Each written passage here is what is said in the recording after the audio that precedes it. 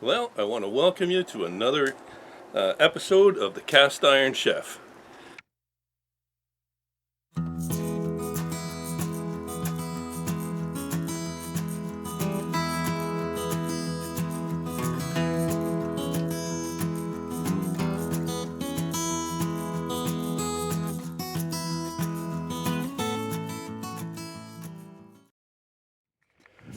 I'll have to ask you to pardon the construction site here.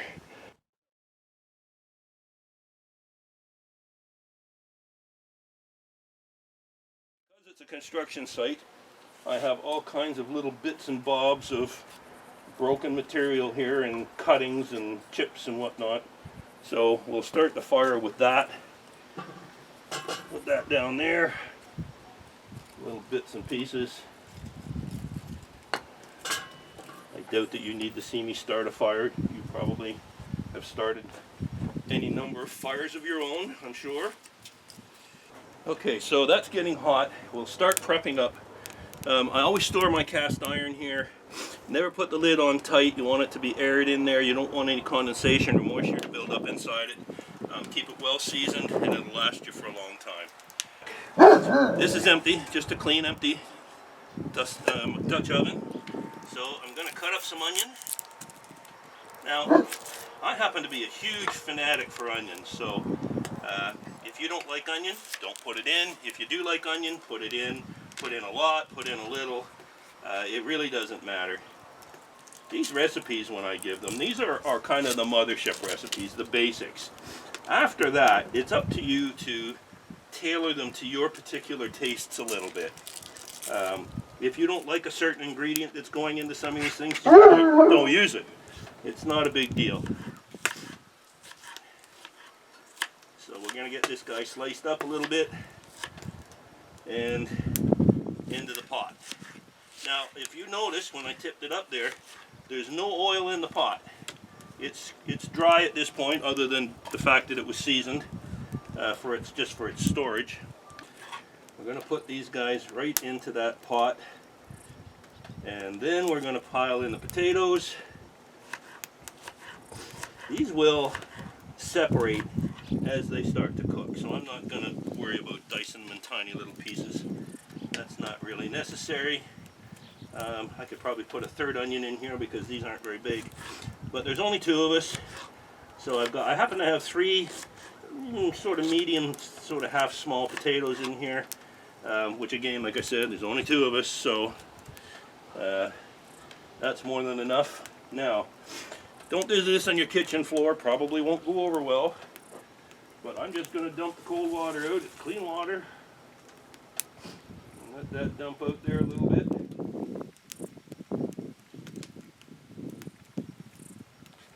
Dump these in. Oh, I have two pots. What do you know? This should be fresh garlic, but what can I say? Here's my little dainty spoon. We're just going to put, I also happen to like a lot of garlic. There's a fair bit of spuds in here, and there's a few more things going in, so. Now, I don't want to over season this. You can always taste it and add a little bit more. Awful hard to take it out.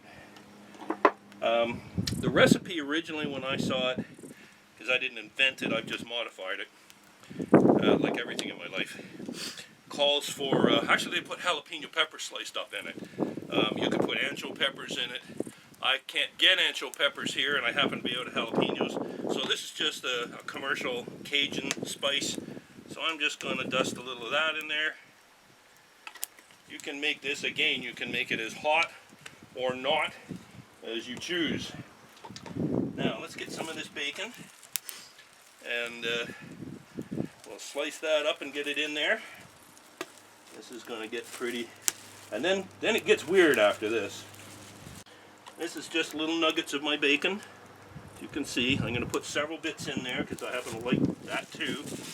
That bacon jam that I made on the other recipe, that would be awesome to put in here, but there's so little left of the second batch after that it probably wouldn't do the job. So I'm just gonna, and this has got, just like I said, this has got monster flavor, this stuff. It's pretty darn good. So I'm just gonna Put that in there. It'll give you little nuggets of stuff to eat, but mostly I want to get all that flavor going on in there. Put one more, yeah, put one more bit in. I'm going to move the Dutch oven over here, and I've zoomed in a little bit. Now this is pretty, so far nothing too exciting about this really. This is where it can get a little weird. 7-Up, Sprite, anything clear like that, not too strong. I don't know how ginger ale would go, I've never tried it. But 7-Up or Sprite, or this is the same type of thing. You just want to pour that right in there. Right all the way around in there. And remember, there's no oil in this pan. So you want to put enough of it in here. I'll bring the camera over. You don't want to necessarily have to cover it, but you sure don't want it to go dry. So you want a fair bit of this stuff. Okay, we'll just leave it like that.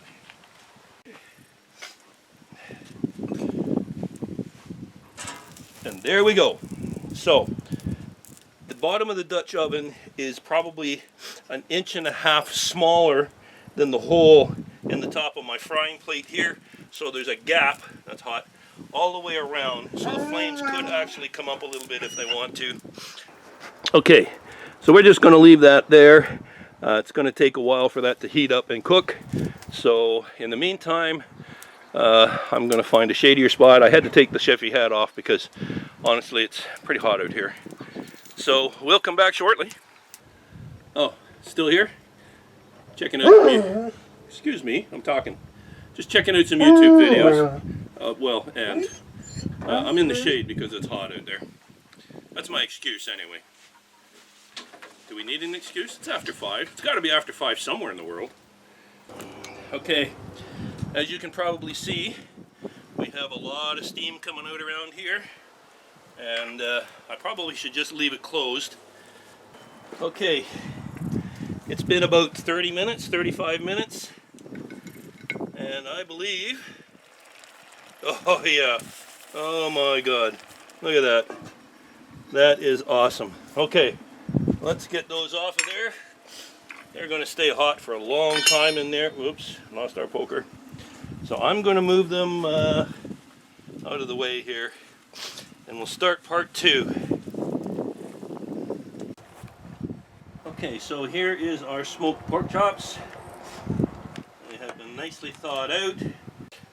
If you try to cook when things are still sort of half frozen, they just never turn out quite right. They're just not as tender. So I'm going to put these on here. We're just going to, speaking of tender, we're just going to beat them up a little bit. That'll help cook them a little quicker.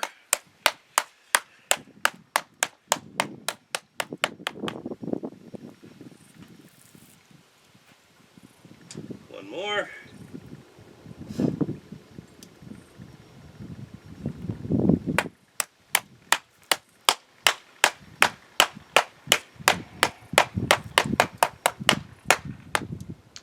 Okay, we don't want to be dripping any raw meat juices here. We'll end up at 3 in the morning out here chasing bears away. So, what we have is an egg. We're going to bread these a little bit differently. It's nothing super fancy, but this is actually a recipe that I can't honestly remember who I got this from, but it was I was probably a teenager, and this was done on some of the shore lunches for fishing, and it was pretty cool. So I really enjoyed it, and even as a teenager I thought that is a neat idea, so I kept doing it, and I've been doing it for all these years. I'll put that there right now. Now we're going to take our pork and we're going to put it in some flour. Now this flour has had just a little bit of chipotle type flavoring in it. I'm a huge fan of chipotle. We're going to just bread that up, or flour that up just a little bit. That's good, looking nice. Okay, so there it is, and we're going to dip it into our egg, just a little bit. Now, here's where it gets a little bit different. This are the dried potato flakes that you get to make mashed potatoes. Buy them in the grocery store or in the bulk store, or lots of places. Our outer coating frying is going to be these potato flakes. And I want to tell you, and especially on the fish, that gives a light, crispy flavor that you just can't get any other way that I know of. It does a really nice job at slippery too. And we want, so you can just, I'll show you this in a minute here, but you want to press it down a little bit. You want a lot of these potato flakes sticking on. I'm going to just take a minute, and I'm not going to adjust the camera because of my fingers, but I'm just going to get a little sponge and I'm going to oil up that plate. So I'm going to put them right on that super, super hot plate. Just give it a little oiling. No quite. You know, the nice thing about this kind of gasifier type effect that this thing has, you can get some wicked heat, cook a lot of food for a long time. I got this stuff going for all this time, cooking these taters, and I'm cooking this meat, and I never added any wood. All I had was those little pieces of busted wood that you saw. So let's get these right on here. Oh, I want to hear the sizzle. Okay, let's get this one on there. When I do this with fish, I generally take my own seasonings or whatever and then mix it in with the flour. But you know, there are some really good fish seasonings in packages that you can buy that are just a seasoning for breading fish. Use them. It's just a mixture. You can still afterwards dunk them in the potato flakes. That's just a coating. That's not going to mess anything up. So don't hesitate to use your favorite fish crisp or whatever those products are. I've used them before. They're absolutely delicious. I just happen to prefer my own stuff usually, but I surely wouldn't turn it down. Alrighty. Whew, sizzle, sizzle. Okay, that's not going to take long. We'll bring you back in a couple of minutes. Okay, let's see if they're ready to flip over here. This one was first, so let's get this guy. Oh, he's coming. He needs a little bit more. This one was a bit thinner. Oh yeah, look at that. Nice and golden. Get this guy over here. We're going to toast him just a little bit more. Here we are, the moment of truth. Let's see what we've got. Plate this up, and it's time to eat. I think I'm going to lift this whole thing up. I just lifted this back on here. I'm sure it would have retained quite a bit of heat, but I lifted it up there anyways.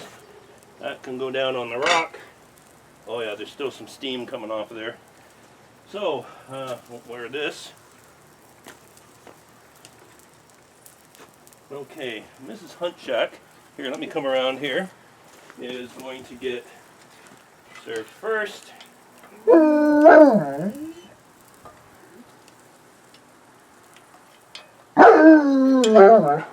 Timber seems to be of the impression that he should be served first.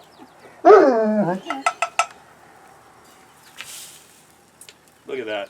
Isn't that just golden brown? There you go. Thank you.